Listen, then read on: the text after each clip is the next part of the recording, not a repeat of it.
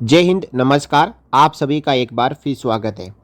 चाहे एक सैनिक हो, पूर्व सैनिक हो या फिर आम नागरिक हो, हर कोई हथियार रखने की अपनी इच्छा रखता है। और हथियार खरीदने और रखने से पहले हथियार का लाइसेंस यानी आर्म्स लाइसेंस जरूरी है।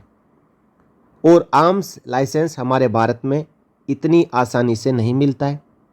अब इसको पाने के लिए कोई शॉर्टकट तरीका अपनाते हैं, एक्स्ट्रा पैसे देके, रिश्वत देके, और ये लाइसेंस बनाने की कोशिश करते हैं। लेकिन उनको ये पता नहीं कि ये लाइसेंस असली है या नकली है। ऐसे हमारे कई सैनिक और पूर्व सैनिक भी हैं जिन्होंने जम्मू एंड कश्मीर से लाइसेंस बनवा रखे हैं। उन्होंने बाद में हथियार भी खरीद लिए, लेकिन ये गारंटी नहीं है कि जो लाइसेंस उनके पास में है वो 100% ओरिजिनल है। कई ऐसे रैकेट पकड़े गए और एक और ऐसा रैकेट सामने आया है जिसमें एक एक्स सर्विसमैन नायब सूबेदार परमेंद्र जी पकड़े गए। ये आर्मी में नौकरी करते थे। इसके बाद इनका कश्मीर के लोगों से कनेक्शन बन गया और रिटायर होने के बाद में ये गंदा काम शुरू कर दिया। अब पुलिस ने इनको पकड़ लिया है। पूरी खबर हमें जानना जरूरी है, क्योंकि आप में से भी कोई एक हो सकता है जो नायब सूबेदार परमेंद्र से लाइसेंस बनवाया होगा। तो ऐसा किया होगा तो उनका लाइसेंस फर्जी है। जो अभियुक्त नायब सूबेदार है वो हिमाचल प्रदेश में तैनात था। उसी समय उनका संपर्क कश्मीर में कुछ लोगों से हो जाता है और सेना से रिटायर होने के बाद एक नया काम शुरू करते हैं, लाइसेंस बनाने का। और अपना जाल गाजियाबाद, नोएडा, मेरठ और बुलंदशहर में फैलाया। अब गाजियाबाद क्राइम ब्रांच ने रिटायर्ड नायब सूबेदार के गिरोह का भंडाफोड़ कर गिरफ्तार कर लिया है। गाजियाबाद क्राइम ब्रांच के अनुसार अभियुक्त परमेंद्र आर्मी में नायब सूबेदार पद से रिटायर है। नौकरी के दौरान आर्मी वालों का आर्म्स लाइसेंस बनवाने के लिए जम्मू कश्मीर से 3-4 एजेंट के संपर्क में आया।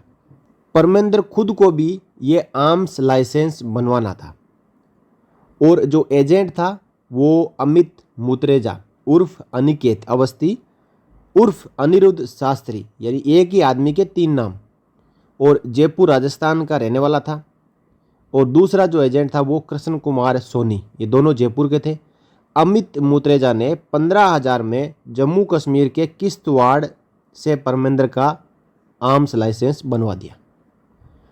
उसके बाद उन्होंने कहा कि तुम्हारा और भी कोई जानकार हो जो सेना में चाहे नौकरी ना करता हो तो उसका आर्म्स लाइसेंस भी मैं बनवा दूंगा, लेकिन उसमें खर्चा बहुत ज़्यादा आएगा और उसमें परमेंद्र को भी कमीशन मिलेगा। यानी जो एजेंट थे उन्होंने इन नायब सूबेदार को कहा कि आप ऐसे आदमियों को लेके आओ जो फौज से उनका कोई ताल्लुकात नहीं है, जो सिविलियन है, उनका भी हम आर्म्स लाइसेंस बनवा देंगे, लेकिन उनको खर्चा ज़्यादा देना पड़ेगा। इसके बाद परमेंद्र ने गाजियाबाद व नोएडा के अपने जो जानने वाले थे उनसे संपर्क किया और अमित मुत्रेजा के साथ मिलकर आर्म्स लाइसेंस का फर्जी धंधा शुरू कर दिया और सभी जानने वालों को आर्म्स का फर्जी लाइसेंस बनवाकर दे दिया। अब जब ये आर्म्स लाइसेंस बनवा के अपने जान पहचान वालों को दिया तो नायब सूबेदार परमेंद्र ने इनकी फ़ोटोकॉपी अपने पास में रख ली और पिस्टल का यदि लाइसेंस बनवाना हो तो 80,000 और राइफल का लाइसेंस बनवाना हो तो ये 90,000 रुपये लेते थे। इसके बाद वहाँ के आर्म्स लाइसेंस, जो कि शस्त्रागार होता है जहाँ से हथियार खरीदे हैं, उनसे सेटिंग करके कुछ आर्म्स लाइसेंस की किताबें निकलवा ली और उन किताबों को अपने आर्म्स लाइसेंस के जैसा तैयार कर उनमें अपने लाइसेंस के यूनिक नंबर में हेराफेरी करके फर्जी बनवाई गई स्टाम्प लगाकर फर्जी आर्म्स लाइसेंस बना दिए। यानी जो नायब सूबेदार परमेंद्र है उनको अब खुद का लाइसेंस जब मिला तो देखा कि ये लाइसेंस कैसा बनता है, वो प्रिंट कैसा होता है, उसमें क्या क्या होता है, स्टाम्प कहाँ पे लगती है, वो वैलिडिटी क्या होती है उसकी, और एलिजिबिलिटी क्या होती है, ऑल इंडिया कैसे करना है, स्टाम्प कहाँ पे लगती है, डिस्ट्रिक्ट मजिस्ट्रेट की कहाँ पे लगती है, ये सब जानकारियाँ उसमें से ले ली। साथ ही साथ जो रिश्तेदारों को लाइसेंस बना के दिए उनकी भी फ़ोटोकॉपियाँ रख ली। मकसद ये था कि कुछ दिनों के बाद में मुझे भी इस प्रकार का धंधा शुरू करना है। और आजकल जब ऑनलाइन होता है लाइसेंस तो एक यूनिक नंबर मिलता है, उस यूनिक नंबर में फेरबदल करके कई ऐसे फर्जी लाइसेंस है जो बनवा दिए। अब हथियार दिलवाने के लिए परमेंद्र खुद आर्मी की ड्रेस पहनकर गन हाउस में जाता और वहां से हथियार दिलवाता। परमेंद्र के वर्दी में होने के कारण गन हाउस वालों को भी परमेंद्र के ऊपर शक नहीं होता था।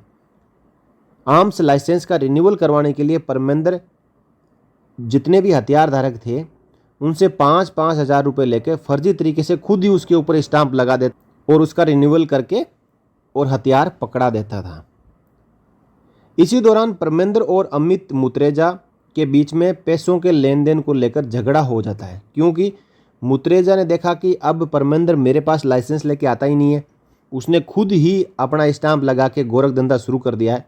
तो इसके बाद परमेंद्र और जब मुत्रेजा के बीच में जो एजेंट था, पैसों के लेन देन को लेकर जब झगड़ा होता है, आपस में मुकदमेबाजी होती है, मामला पुलिस के पास जाता है, तो पुलिस परमेंद्र के घर उसे पकड़ने के लिए जाती है।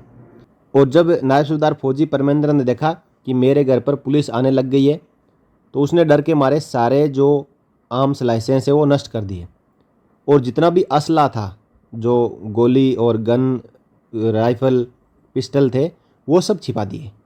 इसके बाद परमेंद्र जेल चला गया और बाहर निकलने के बाद परमेंद्र को डर था कि कहीं पुलिस को ये सब पता न चल जाए और उसके घर छापा न मार दे, इसलिए वह लाइसेंस जल्दी बनाकर वापस देने के प्रयास में था। अभियुक्त से कई अन्य महत्वपूर्ण जानकारियां भी प्राप्त हुई हैं। यानी इस पूरे प्रकरण से ये लगता है कि उसके संपर्क में सिविलियन थे और हो सकता है कि कहीं पे सैनिक और पूर्व सैनिक भी फंसे हो। तो यदि किसी ने नायब सूबेदार परमेंद्र से लाइसेंस बनवाया है, लिया है, रिन्यू करवाया है, तो वो एक बार अपने लाइसेंस को नज़दीक के डीएम ऑफिस में जाके चेक जरूर करवा लें। कमिश्नरेट ऑफिस में जाएं और अपने लाइसेंस का जो ऑनलाइन स्टेटस है, जो यूनिक नंबर है, यूएन नंबर होता है, उसके अनुसार उसको चेक करवा लें कि कहीं आप जो आर्म्स लाइसेंस लेके घूम रहे हैं, जो हथियार लेके घूम रहे हैं, वो कहीं फर्जी तो नहीं।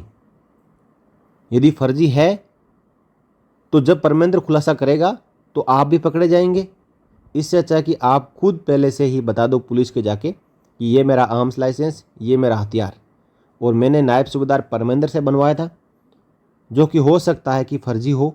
आप इसकी जांच करवाएं, यदि ओरिजिनल है तो मुझे वापस दे दें, नहीं तो इसको पुलिस स्टेशन में जमा करवा दें, आपकी गलती माफ़ हो जाएगी।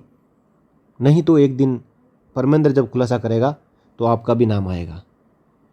मैं यहाँ पे किसी को इंडिकेट नहीं करना चाहता, लेकिन हमारे कई ऐसे सैनिक और पूर्व सैनिक हैं जो कि जम्मू एंड कश्मीर के Doda district, Ramban district, Udhampur district, ऐसे 4-5 डिस्ट्रिक्ट में फर्जी लाइसेंस के गोरख धंधे में फंस चुके हैं।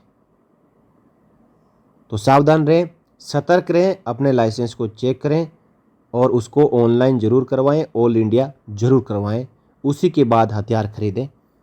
नहीं तो जब तक आप आश्वस्त नहीं हैं तो हथियार ना खरीदें और उस लाइसेंस का वेरिफिकेशन ज़रूर कराएं। तो ये थी एक खबर एक नए रैकेट के बारे में।